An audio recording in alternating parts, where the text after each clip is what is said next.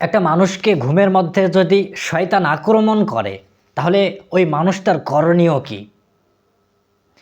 আপনি ঘুমিয়ে আছেন, হঠাৎ স্বপ্নে আপনাকে শয়তান এসে ভয় দেখাচ্ছে। আপনি ঘুমের মধ্যে হঠাৎ কেঁপে কেঁপে উঠতেছেন, মানে মনে হচ্ছে যে আপনি ওই ঘর থেকে দুম করে পড়ে গেলেন, আপনি ভয়ে কেঁপে উঠলেন। মানে এভাবে শয়তান আপনাকে বিভ্রান্ত করে, আপনাকে ভয় দেখায়। তাহলে করণীয় কি?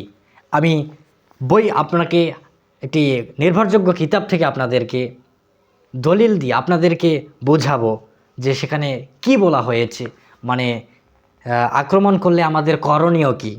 তো চলুন আমরা সেই কিতাব থেকে একটু দেখে আসি, ঘুমের মধ্যে শয়তান আক্রমণ করলে করণীয় কি। যখন একটা মানুষ ঘুমায় তখন শয়তান তাকে বিভিন্নভাবে আক্রমণ করে। ভীতিকর স্বপ্ন দেখিয়ে তাকে আক্রমণ করে, লোভ দেখিয়ে তার সাথে প্রতারণা করে, কারামত দেখিয়ে বিভ্রান্ত করে।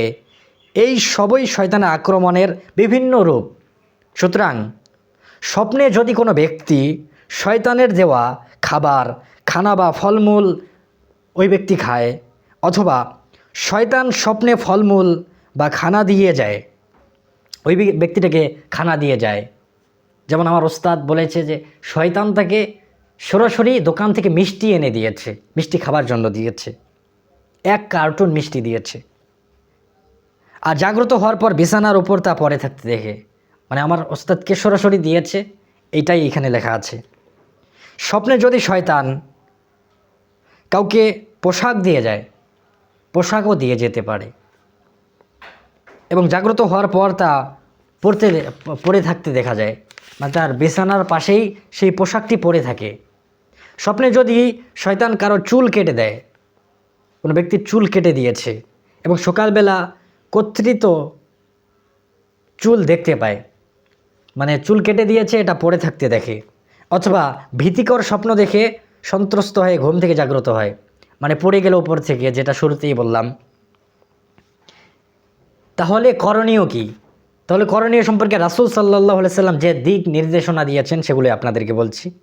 সে যেন জাগ্রত হওয়ার সঙ্গে সঙ্গে 3 বার আউযু বিল্লাহি মিনাশ শাইতানির রাজিম পাঠ করে। জাগ্রত হওয়ার সাথে সাথে আউযু বিল্লাহি মিনাশ শাইতানির রাজিম 3 বার পাঠ করবে।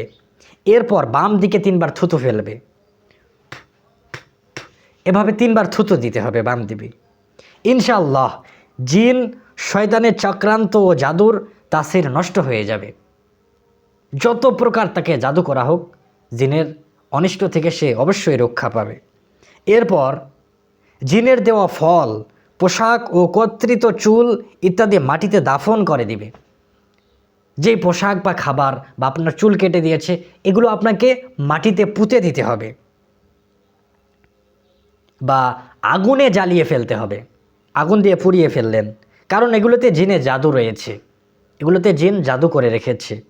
এরপর থেকে নিয়মিত রাতে শোয়ার সময় নিয়মিত আপনি যখন ঘুমাবেন, ঘুমানোর আগে পাঠ করবেন আউযু বিল্লাহি মিনাশ শাইতানির রাজিম, বিসমিল্লাহির রহমানির রহিম সহ আপনি সূরা ফালাক, সূরা নাস তিলাওয়াত করবেন। এরপর 2 হাতের তালুতে এভাবে ফু দিয়ে সমস্ত শরীর আপনি মাসাজ করবেন।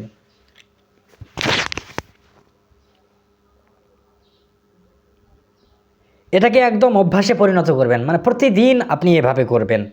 কারণ এই আমল রাসূল সাল্লাল্লাহু আলাইহি সাল্লাম তার জীবনে মৃত্যু পর্যন্ত এই আমলটি করেছেন।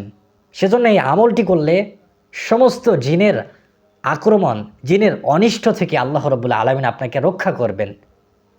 আল্লাহ রাব্বুল আলামিন আমাদের প্রত্যেককে জিনের আক্রমণ থেকে রক্ষা করুন। যদি আপনাদের ভিডিওটি দেখে উপকৃত হয়ে থাকেন তাহলে অবশ্যই ভিডিওটিতে একটি লাইক দিয়ে দিন। আর যদি মনে করেন যে আপনার বন্ধুবান্ধব বা আপনার পরিবারের কেউ জিনের আক্রমণ থেকে রক্ষা পাওক, এই আমলগুলো করুক, তাহলে আপনি ভিডিওটি শেয়ার করুন। তো দেখা হবে পরবর্তী ভিডিওতে। সেই পর্যন্ত সকলে ভালো থাকুন, সুস্থ থাকুন। আসসালামু আলাইকুম ওয়া রাহমাতুল্লাহ।